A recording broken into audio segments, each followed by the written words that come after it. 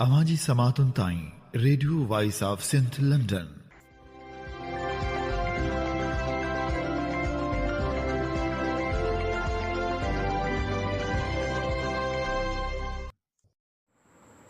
आम्ही ॿुधी रहिया आहियो radio voice of Sindh London. अवांजी ख़िदमत में प्रोग्राम पेश कजे थो ख़बरुनि जी दुनिया। 19 मई 2025 सूमर जे ॾींहुं प्रोग्राम ख़बरुनि जी दुनिया साण करे आऊं अवांजी ख़िदमत में हाज़ुर आवां जो पंहिंजो मेज़बान हबीब लगारी। सभ खां पहिरियां पेश करियूं था ख़ासि ख़बरूं। सिंध जे शहीदनि खे भेटा पेश करण लाइ बरतानिया में वर्ल्ड सिंधी कांग्रेस पारां तक़रीब मुनक़िद। सिंध जे शहीदनि खे शानदार भेटा पेश कई वई। हैदराबाद में सिंधियन नेशनल कांग्रेस जो मार्च। ज़मीन पाणी वसीलनि ऐं हक़नि लाइ एहतिजाजी धरणो। सिंध में हक़नि जी हासिलात जी ॻाल्हि करण बि जुर्म बणियल। हैदराबाद में सिंधियन नेशनल कांग्रेस जे सिंध मार्च खां पोइ अॻुवाणनि मथां केस दाख़िल। गोलाड़ची में क़ौमी अवामी तहरीक जी एहतिजाजी रैली। अयाज़ लतीफ़ पलीजे जो ख़िताब। सिंध यूनाइटेड पार्टी जो इजलास। सिंध जे ज़मीननि मैदनी वसीलनि ऐं पाणी ते वफ़ाक़ जे कब्ज़े खे रोकण लाइ 25 मई ते सॼी सिंध में एहतिजाजी मुज़ाहिरनि जो फ़ैसिलो। हाणे पेश करियूं था तफ़सीली ख़बरूं। वर्ल्ड सिंधी कांग्रेस पारां बरतानिया जे शहर ब्राडफोर्ड में सिंध जे शहीदनि खे भेटा पेश करण लाइ हिकु शानदार प्रोग्राम मुनक़िद कयो वियो, जंहिंमें उन्हनि बहादुर सिंधी शहीदनि खे यादि कयो वियो जिन सिंध जी ख़ुदि मुख़्तियारी, इंसानी हक़नि ऐं क़ौमी वजूद जे तहफ़ुज़ लाइ पंहिंजे जानियुनि जा नज़राना पेश कया। प्रोग्राम जी शुरूआति कामरान लाशारी पारां पेश कयल सिंधी क़ौमी तराने सां कई वई। सिंधी क़ौमी तराने क़ौमी जज़्बे खे नओं साह बख़्शींदे हाज़रीन जे दिलनि खे छुयो। तक़रीब जी मेज़बानी गुल सनाई शानदार नमूने सां कई। सिंध जो आवाज़ जे उनवान हेठि प्रोग्राम जे पहिरें हिसे में नौजवाननि जूं जोश भरियूं तक़रीरूं शामिल हुयूं। तलहा रिंद, हिबा जरवार ऐं हालार सनाई, कामरेड सोभे ज्ञानचंदाणी जहिड़नि तारीख़ी शख़्सियतनि खे भेटा पेश कई। शाहिद चन्ना पारां सिंध मुर्के पई गीत सूंहली मेमण जे क़ौमी शाइरी महफ़िल खे क़ौमी जज़्बे सां रंगे छॾियो। सिंध मां मोकिलियल वीडियो पैगामनि, जिन में सोरठ लोहार, सुघड़ जुमन दरबदर, डॉक्टर पिरय सराय कुर्बान ख्वावड़, हलीम बाग़ी ऐं ॿियनि जा पैगाम शामिल हुआ। हिन प्रोग्राम में शिरकत कंदड़नि खे सिंध सां ॻंढण लाइ अहम किरदारु अदा कयो। ॿिए हिसे में शहीदनि खे भेटाऊं पेश कयूं वियूं। मसइला ऐं अॻिते लाइ जदोजहद बाबति पिणु वीचारियो वियो। हिन हिसे जी शुरूआति में अदी हुरुनिसा पलीजो जी यादि में 1 मिंट जी ख़ामोशी इख़्तियार कई वई। सिंध जी बहादुर अॻुवाण जंहिं औरतुनि जे हक़नि लाइ हयाती वक़फ़ कई, संस विछोड़े ते सॼी सिंध उदास आहे। अॻुवाणनि वधीक चयो त संस जदोजहद अॼु बि उत्साह जो सरचश्मो आहे। उन सां गॾु ॿबरड़ो धरणे दौरान रज़ाकाराणे तौरु ख़िदमत सरअंजाम ॾींदड़नि खे ख़ासि भेटा ॾिनी वई। खाधे, पाणी ऐं ॿियनि सहूलियतुनि जी फ़राहमी लाइ संदनि बेलोस जज़्बे खे साराहियो वियो। तक़रीब में अहम तक़रीरूं पिणु थियूं, जिन में डॉक्टर हिदायत भुट्टो, बरतानिया ऐं यूरोप ऑर्गेनाइज़र मोहम्मद यूनस, अवामी वर्कर्स पार्टी उत्तर बरतानिया जे तहा रिंद, सिंधी संगत UK, हाफ़िज़ा विधियो ऐं रऊफ़ लगारी पिणु शामिल हुआ। उन्हनि सिंध जी तहरीक वसीलनि जी फुलूट ऐं इतिहाद जी अहमियत ते रोशनी विधी। तक़रीब जो मरकज़ी ख़िताब वर्ल्ड सिंधी कांग्रेस जे चेयरमैन डॉक्टर लखू लुहाणे कयो। हुन दरिया ते गैर क़ानूनी कैनालनि जी तइमीर, ज़मीननि ते नाजाइज़ कब्ज़नि, पंजाब पारां पाणी जी चोरी, सिंध जे वसीलनि माहौल ऐं ख़ुदि मुख़्तियारी ते ख़तरे बाबति तफ़सील सां रोशनी विधी। डॉक्टर लखू लुहाणे आलमी शऊर ऐं यकजहतीअ जी अपील कंदे चयो त उहे समूरा अमल सिंध जे वजूद लाइ ख़तरे जी घंटी आहिनि। उन्हनि ख़िलाफ़ गॾियल आवाज़ उथारण जी ज़रूरत आहे। तक़रीब दौरान अहम करारदादूं पिणु मंज़ूर कयूं वियूं। डॉक्टर शाहनवाज़ कोंभर जे ग़ैरक़ानूनी क़त्ल जी सख़्त लफ़्ज़नि में मज़मत कई वई। सिंधी हिंदू नियाणियुनि जे ज़ोरी मज़हब जी तब्दीली ऐं निढी उमिरि जे शादियुनि जे पोयां किरदारनि ख़िलाफ़ एहतजाज पिणु कयो वियो। सिंधू नदी ते ग़ैरक़ानूनी कैनालनि जी सख़्त मुख़ालफ़त कई वई। कारपोरेट फार्मिंग जे नाले में ॾिनल ज़मीननि जी वापसी ऐं उन्हनि खे ग़रीब हारियुनि में विरहाइण जो मुतालबो कयो वियो। काउंसिल ऑफ कॉमन इंटरेस्ट जी जोड़ जक ऐं फ़ैसिले खे सिंधी अवाम तरफ़ां रद्द कयो वियो। प्रोग्राम जी पुॼाणी कामरान लाशारी, मंसूर बहलकाणी ऐं शाहिद चन्ना पारां पेश कयल सक़ाफ़ती गीतनि सां थी, जिन क़ौमी जज़्बे खे वधीक हथी ॾिनी। आख़िर में रिवायती सिंधी खाधे ऐं मेल मुलाक़ात सां प्रोग्राम जो इख़्तिताम थियो।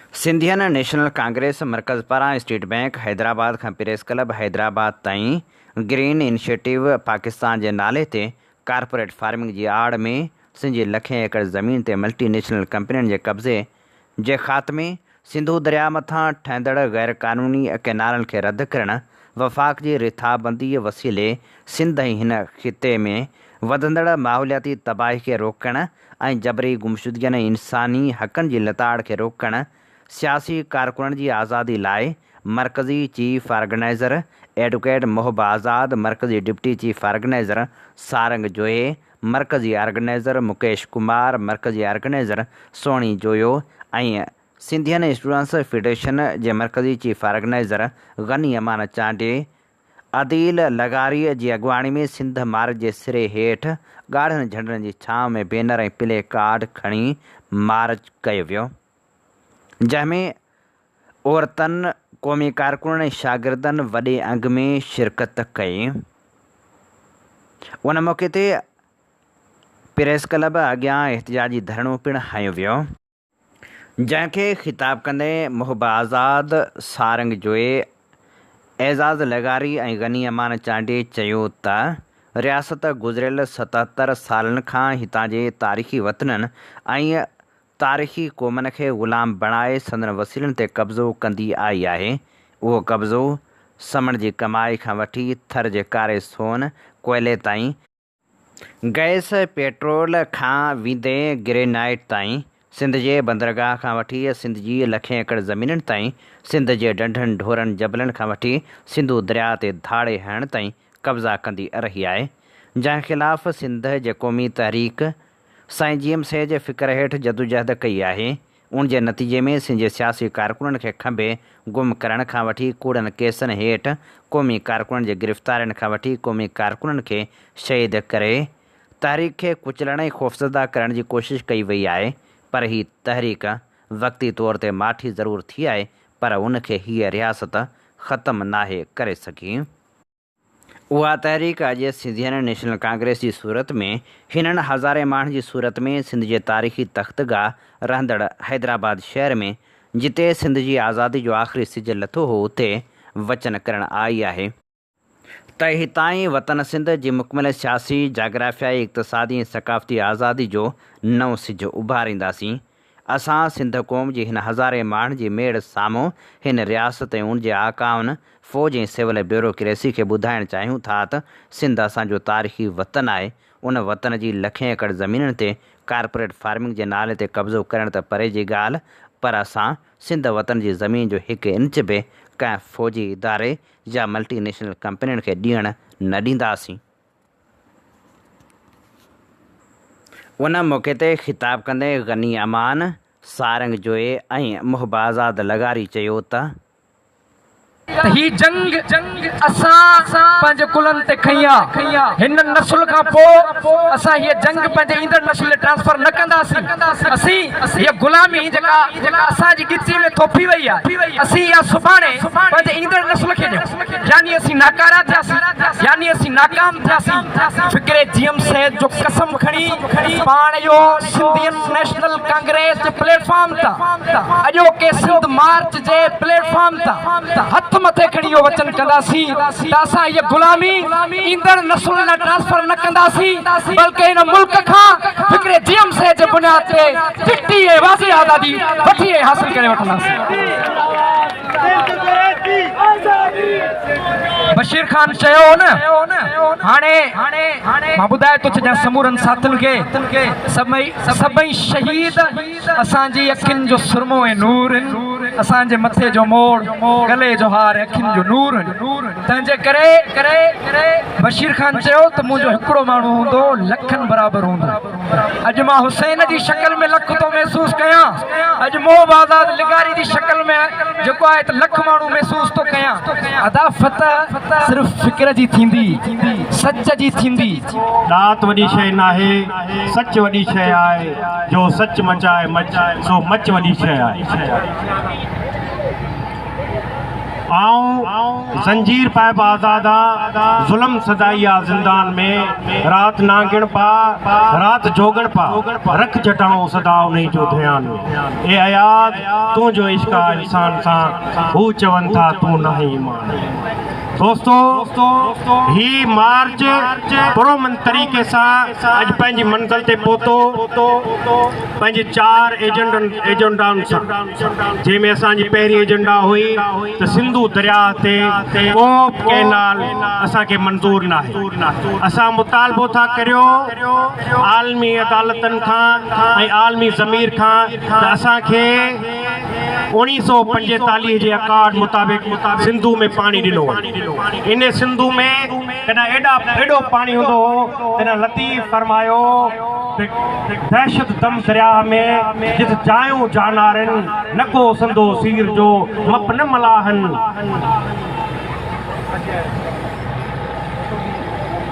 दहशत दम दरिया में जायूं जानारन न को संदो सीर जो मप न मलाहन। उते दरंदा दरिया में वाक़ा कयो वरन उते अणतारुन साड़ सीर लंघाए। जिते मलाहन खे बि इहो अंदाज़ो न हूंदो हुयो त हिते केतिरो पाणी आहे, हुननि खे बि इहा माप न हूंदी। अॼु ने दरिया खे हिन रेगिस्तान करे छॾियो, उन दरिया में वारी उॾामे पई।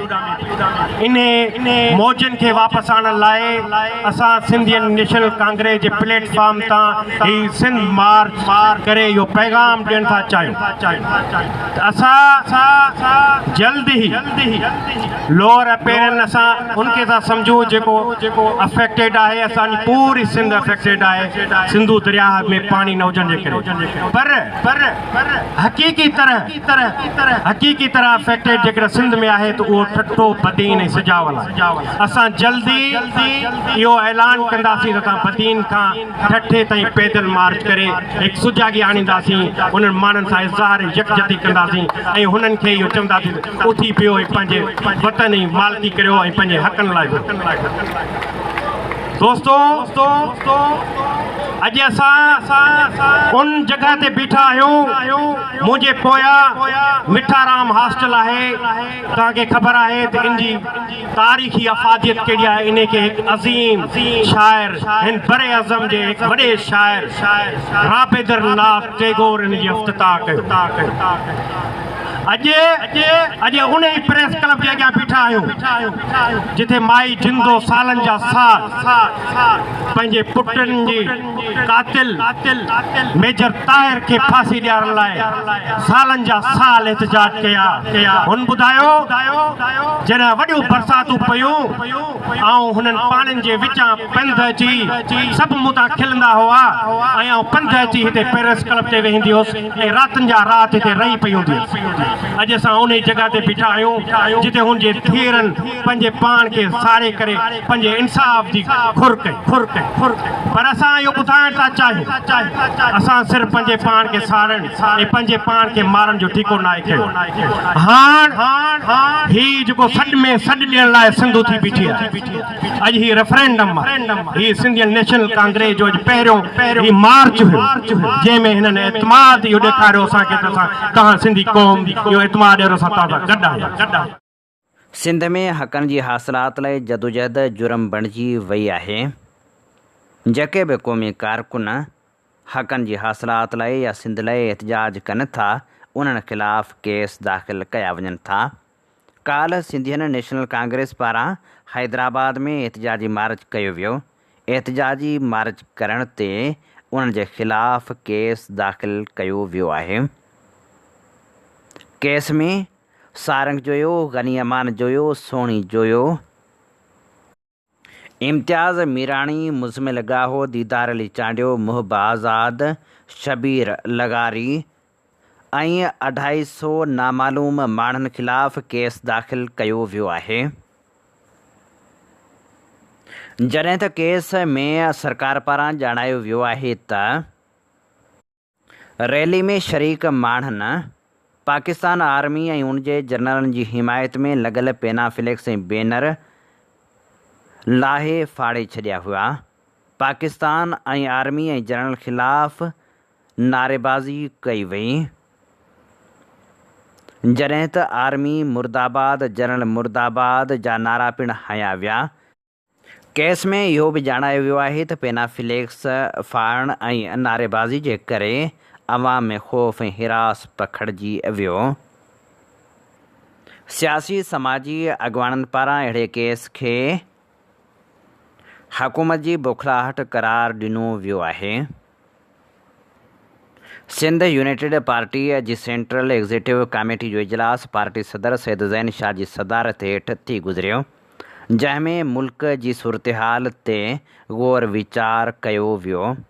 इजलास में दरिया बचायो तहरीक समेत वकीलनि, आबादगारनि ऐं सॼी सिंध जे क़ौमी शऊर खे साराहियो वियो, जिन पुरअमन सियासी जदोजहद ज़रिए कैनालनि ख़िलाफ़ तहरीक वसीले वक़्ती तौर वफ़ाक़ी हुकूमत CCI ज़रिए सिंधु दरिया इंडस बेस सिस्टम ते नवनि कैनालनि जो फ़ैसिलो रद्द कयो, पर उन जे बावजूदि पंजाब हुकूमत तरफ़ां जलालपुर कैनाल ते कमु जारी आहे।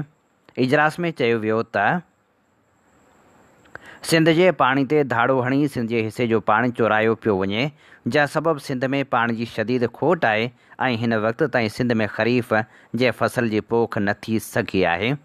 इजलास में कारपोरेट फार्मिंग ज़रिए सिंध जे ज़मीनुनि जी अलाटमेंट करे लखें मक़ामी माण्हुनि खे बेदख़ल करण ऐं ज़मीनूं कंपनी सरकार खे ॾियण जी मज़मत पिणु कई वई। उन मौक़े ते अॻवान चयो त सिंध हुकूमत पंहिंजे इक़्तिदार ऐं एहतिसाब खां बचण लाइ सिंध जूं ज़मीनूं लीज़ करे सिंध जे लखे माण्हुनि खे पंहिंजे इलाइक़नि में लॾप्राण करण ते मजबूर कयो आहे, जेको अमल क़ाबिले मज़मत आहे। SUP जे इजलास में फ़ैसिलो कयो वियो त सिंध जे ज़मीननि, मैदनी वसीलनि ऐं सिंध जे पाणी ते वफ़ाक़ जे कब्ज़े खे रोकण ऐं अदालत ऐं आइन खां मथां आहिनि सूबनि जे हक़ ते नाइंसाफ़ियनि जी रोकथाम लाइ सिंध यूनाइटेड पार्टी पारां 25 मई ते सॼी सिंध में एहतजाजी मुज़ाहिरनि जो ऐलान कयो वियो। इजलास में तय कयो वियो त 13 जून ते बदीन, 14 जून ते मीरपुर ख़ासि ऐं 15 जून ते दादू में वर्कर्स इजलास कोठाया वेंदा। इजलास में सिंध यूनाइटेड पार्टी जे सीनियर नायब सदर रोशन बुरड़ो, अमीर आज़ाद पहवर, सैयद मुनीर हैदर शाह, मुनीर नायच, जगदेश आहूजा, रमज़ान बुरड़ो, असगर कुरैशी, अमीर अली थेबो, असलम कोरिजो, रसूल बख्श लगारी, हुमैरा आरिसर, एडवोकेट आसमा शाह, ज़ुबैर हसन पहवर ऐं ॿिया पिणु शरीक हुआ। जीअं सिंध क़ौमी पार्टी पारां राज़ी देरो खां प्रेस क्लब गंबड़ ताईं पैदल मार्च कयो वियो।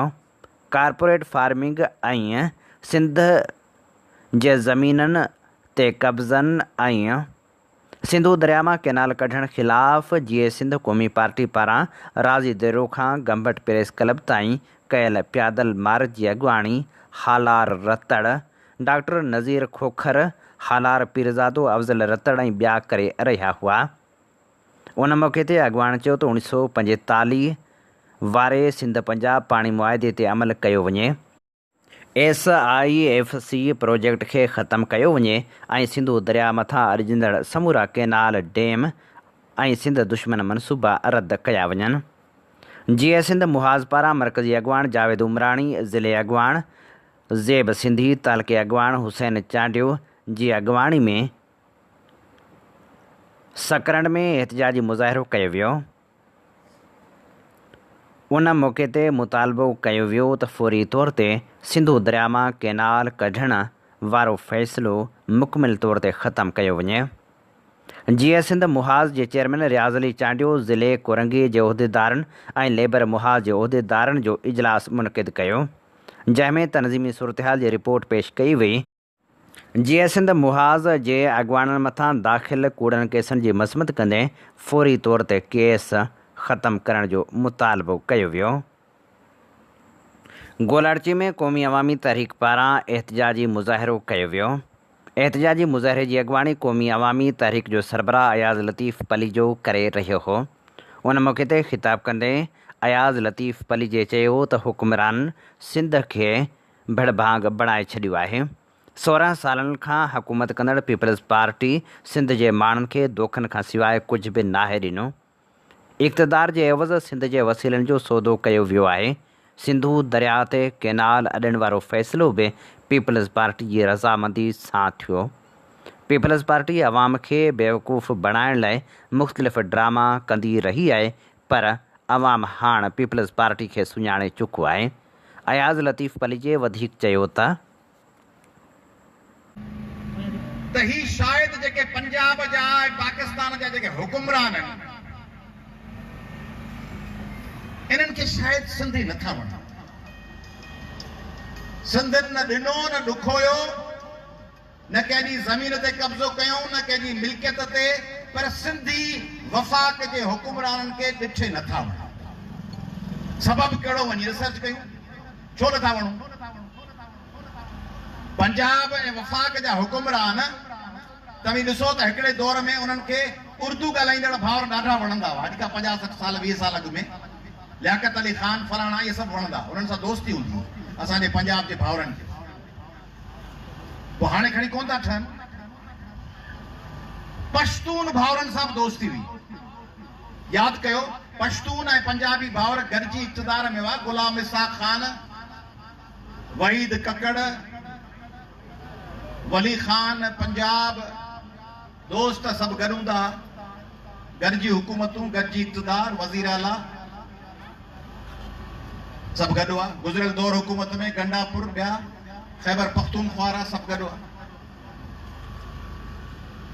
सिंध जे हुकुमराननि सां त ठहनि था, पर सिंध जो अवाम इन्हनि खे ॾिठे नथो वणे। छो नथो वणे? हाणे हुननि खां पुछूं। सिंधी सफ़ा नथा वणनि, वणनि ई कोन, बेज़ार आहिनि सिंधी। सिंधियुनि जो नालो ॿुधनि था, जे पाण खे माण्हू न वणंदो हुजे नालो ॿुधूं, बेज़ार थी बूथ बुछड़ो कयूं, ॿुधनि था सिंधियुनि जो बूथ बुछड़ो थियो वञे, नथा वणनि सिंधी। ॿी ॻाल्हि कंदुसि, उहा ॻाल्हि मुंहिंजी रिकॉर्ड ते रखिजो, आसिफ ज़रदारी खे बि सिंधी ॾिठे नथा वणनि। पंजाब जे हुकुमराननि खे बि नथा वणनि, आसिफ ज़रदारी साहब खे बि सिंध जो अवाम ॾिठे नथो। बेज़ार आहे, सख़्त। पंजाब जे ख़ुशि करण लाइ कोशिशि कंदो, उर्दू ॻाल्हाईंदड़नि लाइ कंदो, पश्तूननि लाइ कंदो, बलोचनि लाइ कंदो, बंगालियुनि लाइ, बर्मा वारनि लाइ, ईरान अफ़गाननि लाइ ॻाल्हाईंदो, सिंधी हुनखे ॾिठे नथा वणनि। इहा मुंहिंजी रिकॉर्ड ते ॻाल्हि रखी वञे। असांजे मुंहिंजे चाचे जो पुटु आहे आसिफ ज़रदारी साहब, हाकिम अली ज़रदारी बाबा जो दोस्त हो, पार्टी में बि गॾु हो। हाकिम अली ज़रदारी साहब भलो माण्हू हो, आसिफ साहब जो वालिद असां सां अवामी नेशनल पार्टी में गॾु हो, तहरीकुनि में गॾु हो। हाकिम अली ज़रदारी साहब भलो माण्हू हो।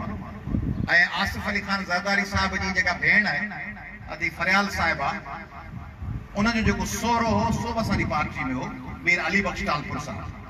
मीर मुनवर टालपुर जो जेको वालिद हो, मीर अली बख्श टालपुर साहब, सो बि बाबा जो, फाज़िल साहब जो, शहीद फाज़िल राहू जो ऐं बाबा जो दोस्त हो, पार्टी में। उहो बि ज़बरदस्त माण्हू, भलो माण्हू। मीर अली बख्श तालपुर ऐं हाकिम अली ज़रदारी साहब ॿई भला माण्हू ऐं आसिफ ज़रदारी साहब जी जा घर वारी हुई असांजी भेण हुई बेनज़ीर साहिबा उहा बि दिलेर हिमत वारी रिस्क खणण वारी तमामु क़ाबिल ऐं बासलाहियत भेण हुई असांजी बेनज़ीर साहिबा तमामु हिमत हाणे हाकिम अली साहब भलो मीर अली बख्श तालपुर साहब भलो बेनज़ीर साहिबा ज़बरदस्त ज़ुल्फ़कार अली भुट्टो साहब भलो माण्हू हिमत वारो क़ुर्बानी ॾिनई न आसिफ अली ज़रदारी साहब खे अदा जलाल जानी वज़ीर साहब तूं को मसलो हल कर आसिफ खे पाण छो नथा वणो आहे को तो वटि जवाब आहे तव्हां मां कंहिं वटि जवाब हुजे अलाए छो नथा वणो न माल त इलाही माण्हुनि खे खपे थो पर उहे एॾी सिंधियुनि सां नफ़रत नथा कनि अमड़ी सिंधियुनि खां मूं वटि जवाब कोन अथव ऐं तव्हांजे साम्हूं सवाल छॾे पियो वञा मूं वटि सचपच जवाब कोन माना हिकिड़ो माण्हू जेको सिंधियुनि जे करे सदर थियो हुजे सिंधियुनि जे करे उनजी घरवारी खे वज़ारत उज़्मा मिली हुजे सिंधियुनि जे करे उन वटि 2008 खां यकी 18 साल हुकूमत हुजे पाण खे केरु चांहि पियारींदो आहे चवंदा आहियूं चांहि प्यारी आहे पाण खे केरु बोतल पियारींदो आहे चवंदा आहियूं महिरबानी असांखे पेप्सी प्यारी कोका कोला प्यारी मोटरसाइकिल ते छॾे ईंदो आहे चवंदा आहियूं पंधु पिया आया असांखे मोटरसाइकिल ते खणी हलियो शादीअ में 500 रुपया पोइ ॾेई ईंदो आहे चवंदा आहियूं शाबस हुजे 500 लिखाए वियो हिनखे हिनजी घरवारी खे 2 दफ़ा हुकूमत मिली वज़ारत उज़्मा बेनज़ीर साहिबा 88 में 93 में हिनजी पार्टी खे 6 दफ़ा हुकूमत मिली पीपल्स पार्टी खे सिंध अवामी फोरम ऐं हिंदू बिरादरी जे औरतनि बासर माण्हुनि पारां कातलाणो हमिलो करे वैशाणी तशदुद ख़िलाफ़ हैदराबाद प्रेस क्लब अॻियां एहतिजाजी मुज़ाहिरो कयो। एहतिजाजी मुज़ाहिरे जी अॻुवाणी डॉक्टर अमरशीर ठाकुर, डॉक्टर हसन लगारी, देवन कुमार ऐं ॿिया करे रहिया हुआ। उन मौक़े ते अॻुवाणनि चयो त लक्ष्मण उर्फ़ पप्पूअ विनोद ऐं ॿियनि मदर ते हमिलो कयो आहे। मामले जो नोटिस वठी शफ़ाफ़ जांच कराए जवाबदारनि ख़िलाफ़ सख़्त कार्रवाई कई वञे। बाडह खे तालके जो दर्जो अञा ताईं न मिली सघियो। 6 सालनि खां एहतिजाजी मुज़ाहिरनि जो सिलसिलो बदस्तूर जारी। काल्ह बि सियासी समाजी अॻुवाणनि बाडह तालका मूवमेंट जे डिप्टी कन्वीनर ज़ेब अली सारियो जी अॻुवाणी में एहतिजाजी रैली कढी मुज़ाहिरो कयो। उन मौक़े ते मुख़्तलिफ़ शख़्सियतनि शिरकत कई। अॻुवाणनि ख़िताब कंदे चयो त असीं बाडह जा रहवासी गुज़िरियल 6 सालनि खां मुसलसिल तती थधी तूफ़ान बरसातनि ऐं ईदनि तोड़े आशूरनि में बि रोडनि रस्तनि ते निकिरी पीपल्स पार्टीअ जे हुकुमराननि खे संदन कयल वाइदा यादि ॾियारे रहिया आहियूं, जेके हुननि बाडह वासियुनि सां मुख़्तलिफ़ वक़्तनि ते करे वोट वठी इक़्तिदार जा मज़ा माणिया, पर हुननि वाइदा वफ़ा न कया। अॻुवाणनि मुतालबो कयो त फ़ौरी तौर ते बाडह खे तालके जो दर्जो ॾिनो वञे। सिंधी अदबी संगत शाख लाड़काणे पारां आर्ट काउंसिल ऑफ पाकिस्तान लाड़काणे जे अदब वारे शोबे जे सहकार सां नामियारे आर्कियालॉजिस्ट प्रोफेसर डॉक्टर ग़ुलाम मुस्तफ़ा शर खां लेक्चर करायो वियो। हिन लेक्चर जो मौज़ू हो सिंधू तहज़ीब जो उरूज ऐं ज़वाल, सबब ऐं असर। लेक्चरकार सभ खां अॻु मोहन जे दड़े ते ॻाल्हाईंदे चयो त मोहन जे दड़े मां केतिरा ई जंगी हथियार मिलिया आहिनि। मोहन जे दड़े जा 6 लख नवादरात खॼी विया आहिनि। हिन वक़्तु मोहन जे दड़े जी खोटाई मां निकितल 5 सैकड़ो सामान बि कोन्हे। हितां 35 किलोग्राम सोन जॻह मिलिया हुआ ऐं अनेक मोहरूं पिणु मिलियूं हुयूं, जिन मां 40 क़ीमती मोहरूं बि चोरी कयूं वियूं आहिनि। माहिरनि जो चवणु आहे त मोहन जे दड़े जी ॿोली मां असीं पंहिंजे अंग्रेज़ी अल्फ़ाबेट जा 8 अखर वरिता आहिनि। हिन वक़्तु मोहन जे दड़े जी रहियल खोटाई खां यूनेस्को पाबंदी मड़ी छॾी आहे, छाकाणि त उन्हनि जो चवणु आहे त हितां मिलियल शयुनि जी हिफ़ाज़त नथा करे सघो त पोइ वधीक दड़े खे छो था खोटायो। हुन चयो त मोहन जे दड़े खां अॻु बि सिंध सुपर पावर हुई। सिंधू दरिया जे कपनि ते ठहियल जेके बि आबादियूं आहिनि उहे 1500 ऐं 1600 क़बल मसीह खां बि अॻु जूं आहिनि। उन्हनि तहज़ीबनि मां ॿोलियुनि जा निशान बि मिलिया आहिनि, जंहिंमां मालूम थिए थो त सिंध में ॿोली ज़िक्र कयल दौर खां ई मौजूदु हुई।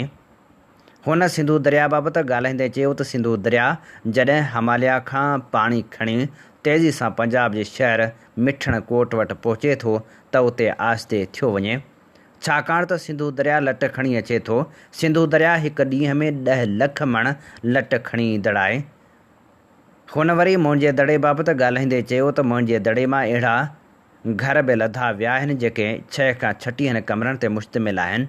उन खां सवाइ मुंहिंजे दड़े मां 1600 मोहरूं मिलियूं आहिनि। उहे ज़ाहिर कनि थियूं त हिते 1600 क़िस्मनि जा वापारी हुआ। हिते हुनरमंदनि जूं ख़ासि जायूं पिणु मिलियूं आहिनि। हुन दरियाहुनि बाबति ॻाल्हाईंदे चयो त सिंध मां अॻु 2 दरिया वंदड़ हुआ, हिकु हाकड़ो दरिया ऐं ॿियो सिंधु दरिया। तहक़ीक़ मां ख़बर पवे थी त हिकिड़ो दरिया पंजाब जी जमुना ऐं सतलज दरिया में वहाए उन जो सिंध ॾांहुं रुख मटियो वियो आहे। हींअर सिंधु दरिया खे बि वंग विझी उन जे पाणी खे रोकण लाइ सांबाहा थी रहिया आहिनि। इहो ई सबबु आहे जो हिन वक़्तु सिंध में हाकड़े दरिया जो को वजूद ई नथो मिले। हुन पंहिंजे लेक्चर में वधीक चयो त मेहराण जो मतिलबु चंड बि आहे। असल में मुंहिंजे दड़े मां जेका डांसिंग गर्ल जी मूर्ति मिली हुई उहा फ़क़्ति 4 इंच हुई। हाणे उनजो वॾो मुजसमो ठाहियो वियो आहे। मुंहिंजे दड़े मां जंगी सामान जहिड़ो कुहाड़ियूं, भाला ऐं ॿियूं शयूं मिलियूं आहिनि।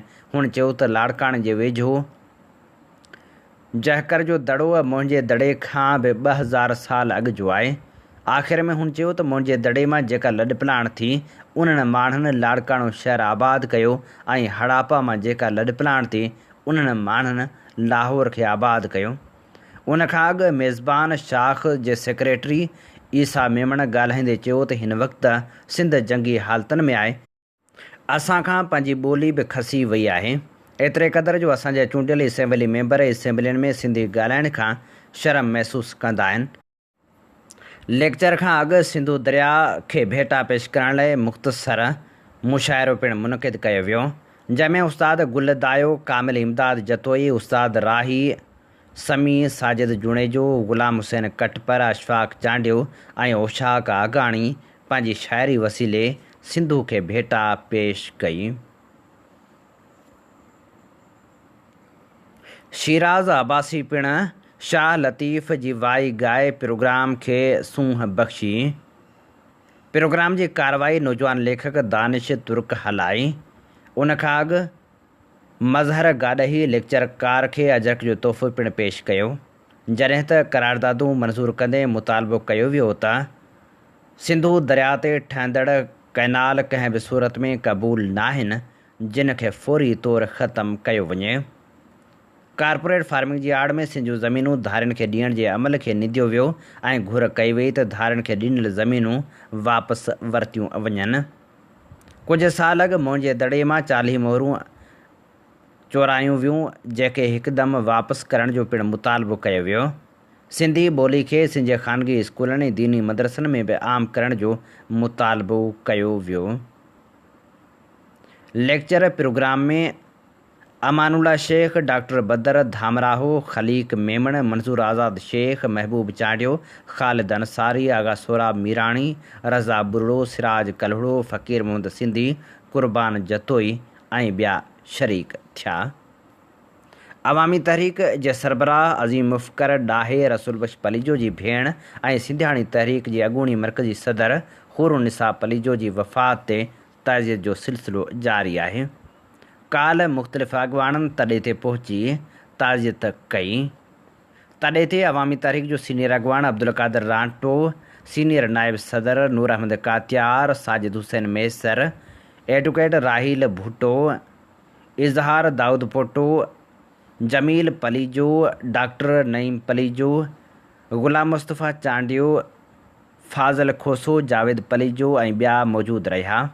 उन मौक़े ते ॻाल्हाईंदे अॻवान चयो त हुरुनिसा पंहिंजी ज़िंदगी सिंध जे मज़लूम माण्हुनि लाइ अर्पी छॾी हुई। हुन जे ख़िदमतनि खे सदाईं यादि रखियो वेंदो।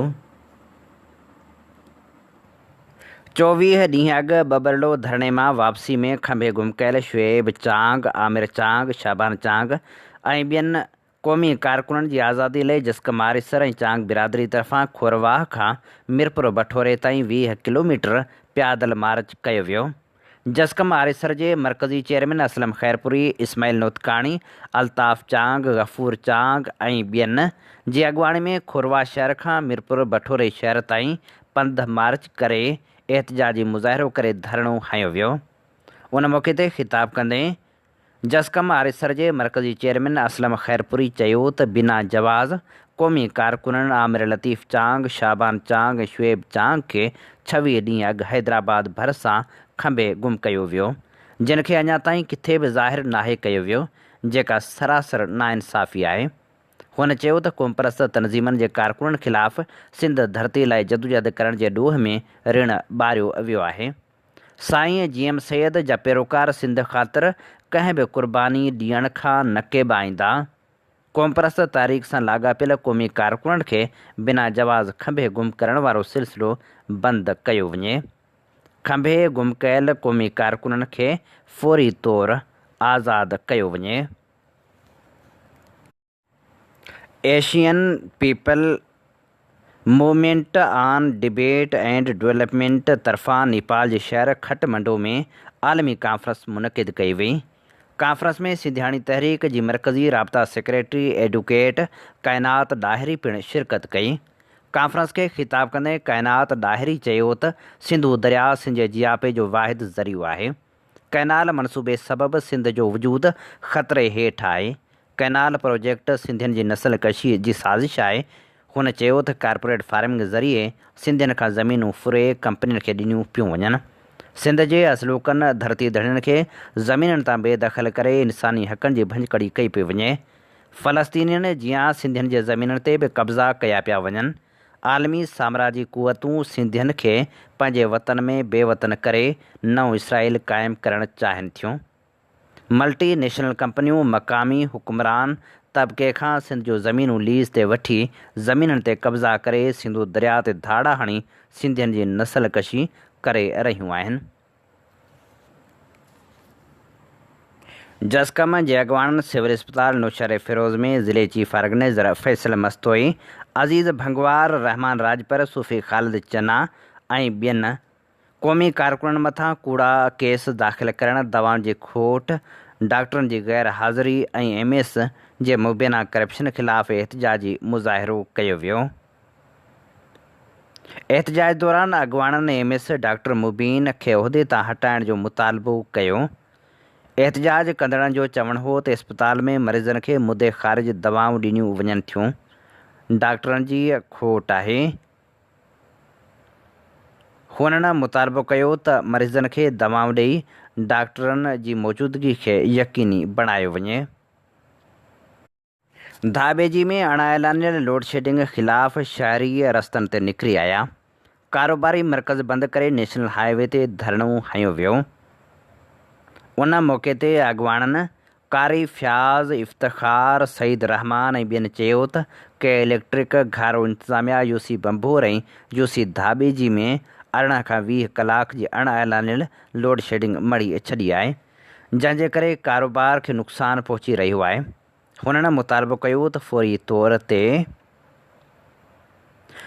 बिजली जी अणएलानियल लोड शेडिंग ख़तमु कई वञे। अवामी जमहूरी पार्टी जो मरकज़ी इजलास मरकज़ी आफ़ीस हैदराबाद में मरकज़ी सदर नूर नबी राहुजे जी सदारत में थी गुज़रियो। इजलास में ख़ादम टालपुर, परवेज़ अबड़ो, बशीर चांडियो, हरीफ़ चांडियो, कलीम मलिक, ग़ुलाम कंबर हाजाणो, शेर चांडियो, डॉक्टर सिराज, डॉक्टर दीन मोहम्मद, आकाश चांडियो, अनवर चना, आज़ाद जुणेजो ऐं ॿिया अॻुवाण शरीक थिया। उन मौक़े ते अॻुवाण चयो त ज़मीनूं कंपनियुनि खां वठी बेज़मीन हारियुनि में विरहायूं वञनि। सिंध जे हर ज़िले मां हज़ारें एकड़ ज़मीनूं कंपनियुनि खे ॾियणु नाइंसाफ़ी आहे। अबलवाह मां निकिरंदड़ फैज़वाह मैनर में गुज़िरियल 5 महीननि खां हथरादो पाणी जी खोट ख़िलाफ़ आबादगारनि पारां पेरियालो में एहतजाजी मुज़ाहिरो कयो वियो। उन मौक़े ते आबादगारनि मुतालबो कयो त फ़ौरी तौरु असांखे पाणी ॾिनो वञे त जीअं असीं नुक़सान खां बची सघूं। मलेर में निजी फैक्ट्री इंतिज़ामिया पारां पोहरितनि खे जबरी तौरु बरतरफ़ करण ख़िलाफ़ ऐं ठेकेदारी निज़ाम ख़िलाफ़ प्रेस क्लब अॻियां एहतजाजी मुज़ाहिरो कयो वियो।